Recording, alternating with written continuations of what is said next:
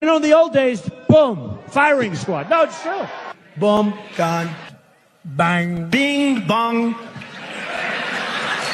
When we were strong, bing, and it goes quickly, right? It's called, you're dead. There is absolutely no evidence to support the statement that we're the greatest country in the world. We're 7th in literacy, 27th in math, 22nd in science, 49th in life expectancy, 178th in infant mortality, 3rd in median household income, number 4 in labor force, and number 4 in exports. We lead the world in only 3 categories: number of incarcerated citizens per capita, number of adults who believe angels are real, and defense spending, where we spend more than the next 26 countries combined, 25 of whom are allies. Now, none of this is the fault of a 20-year-old college student, but you nonetheless are, without a doubt, a member of the worst generation ever. So when you ask what makes us the greatest country in the world, I don't know what the fuck you're talking about. I mean, imagine, you go all around the world and smash up everything that other civilizations built, loot what they built, pillage, steal, even steal their ideas and their concepts and their philosophies.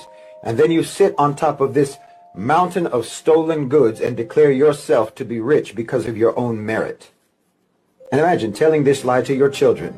The purpose of school is to manufacture employees for businesses. It's not to teach your children to be smart. The reason they use bells in schools is because that's what they use on the assembly lines. Lunchtime, ring a bell. Okay, go to lunch. Ring a bell again. You come back from lunch. The whole thing was programmed for a stimulus response. Cocomelon is turning kids into zombies, and it's not by coincidence. There's an actual psychological science to it. They have the saturation set to max, the same way a casino would. Secondly, tones and repetitions of words. And thirdly, each cut is only 2 to 6 seconds max. This keeps the brain interested on what's happening, even if it's not that interesting. But there's an even darker side. To keep your kid addicted, they do studies monthly, where they have kids come in and sit and watch 2 screens simultaneously. One shows them Cocomelon, the other one shows them random images. Anytime the kid looks away from Cocomelon and looks at the other images, they know to improve that part of the show, making the show more addicting from start to finish. There is no reason in the world for us to believe that European Americans will ever educate our children correctly. Ain't no reason in the world.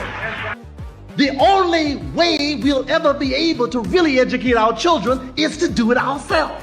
America is nothing but a blood-soaked piece of land that a ragtag horde of Europeans fled to escape Europe.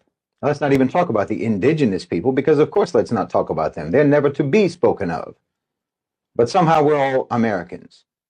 This abstract, fabricated identity that everyone is just supposed to believe in and unthinkingly adopt. I know it's heartbreaking. You should be heartbroken. That means your heart is working. If you're heartbroken and it's distressing, that means that you are sane, you are a functioning individual. If you are uncomfortable and you're maladjusted to a sick society, it means that you are healthy. We now have research telling us how toxic baby diapers actually are, and it is shocking. 23% of the products were found to have these cancer-causing forever chemicals. And I'm not talking about small, obscure brands. They are amongst the world's largest, like Pampers and Kirkland. We also know that pregnant women and babies are particularly more vulnerable to the harmful effects of these chemicals. And it doesn't end there. Many of these diapers were also found to contain toxic chemicals like TBT or tributylin, or organotin compounds like dibutylin, DBT, all linked to neurotoxicity, hormone disruption, reproductive and developmental toxicity. The owners of the world are the royals,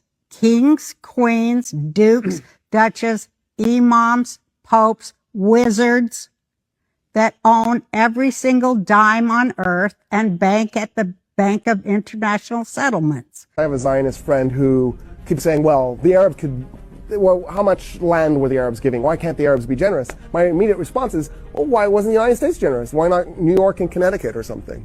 You know, or New Mexico and Arizona, which were actually asked for. The Zionist movement at one point asked the United States if it would be willing to give up Arizona and New Mexico and create a Jewish state. And the United States said no. But we're willing to let you do it in Palestine. So like, we're willing to be generous with other people's stuff, but not our own. White people had rights. Black people were slaves. They had no rights. But we passed the 13th Amendment, which says there's no more slavery. Well, gosh, if there's no more slavery, then blacks and whites are all the same, right? So you're going to give the black people guns after you've just had them in chains? And I don't think so. They may be a little upset with us. So blacks were given privileges with the 14th Amendment. If you are struggling for your genetic survival, then the threat to your genetic survival has to become a target.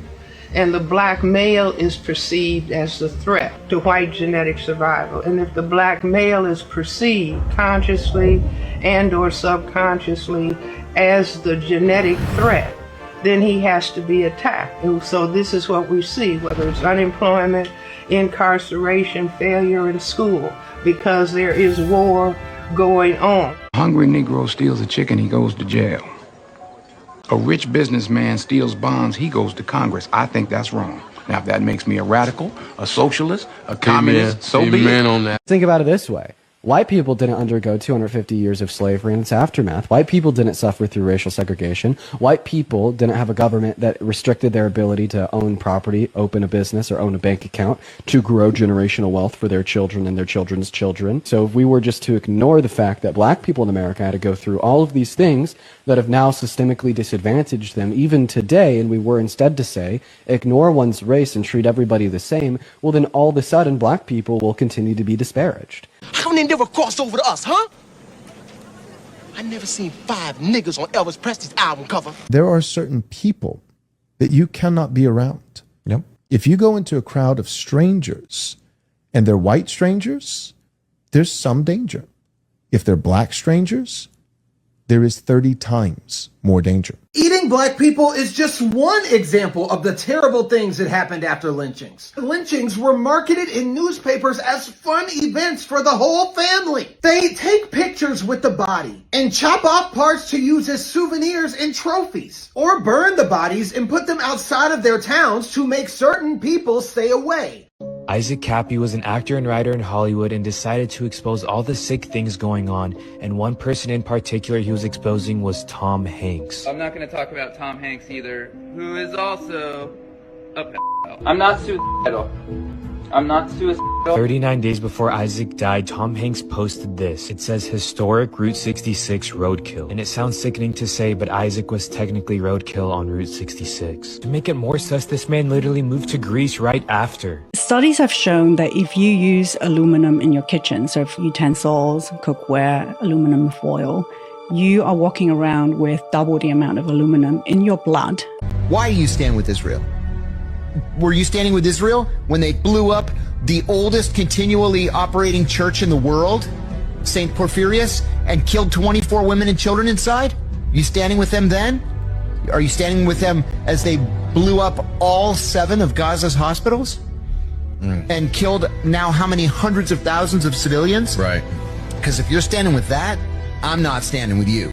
Guess I'm gonna have to use that good old white privilege today, because the story's not getting out, and you know they give black creators like 75% less looks than they do us creators. 3 days ago, 34 black girls disappeared, and the media is not covering it. You know how, like, we'll hear people on the right and people on the left say, well, you know, the crime is so bad because of the rappers. But nobody seems to pay attention to the fact that the record label owners, the record label execs, the distributors, all happen to look a certain way, believe a certain way. Well, it's the Wizard of Oz all over again. Pay no attention to the man behind the curtain. What has been kind of hidden is the gay casting couch. You know, the day I arrived in Hollywood, they told me when I was offered the job at Warner Brothers that you need to know this town is run by a homosexual and Jewish mafia. And I believe oh my gosh! All right, don't say that. All right, we got to wrap it. Nothing to do with Jewish culture. It's an implant. It's like white South Africans. The Zionists came to Palestine and created this new thing and claimed that that was Jewishness. If anybody doesn't want to live with Arabs, why did they come to an Arab country? To begin with, what were they? Then I heard the voice of the Lord saying, whom shall I send? And who will go for us?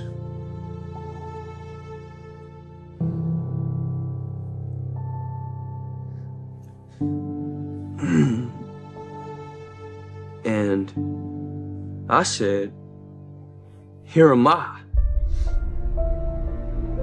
Send me. Such thing as autism in 1975, in year 2000, year 2001. There's no such thing.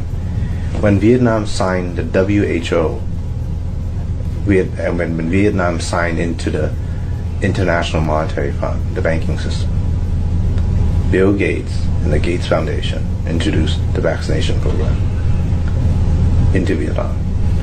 Now Vietnam has over a 300% rise in autism. What's wrong with death, sir? What are we so mortally afraid of? Why can't we treat death with a certain amount of humanity and dignity and decency and, God forbid, maybe even humor? Death is not the enemy, gentlemen. If we're going to fight a disease, let's fight one of the most terrible diseases of all, indifference.